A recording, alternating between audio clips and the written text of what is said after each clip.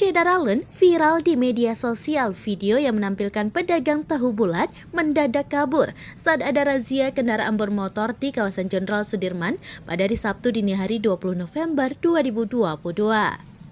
Dalam unggahan video pada akun Instagram @infopetukangan, nampak mobil tahu bulat itu melaju dengan kecepatan tinggi saat ada beberapa petugas Satpol PP dan petugas Dishub mencoba menghentikan mereka.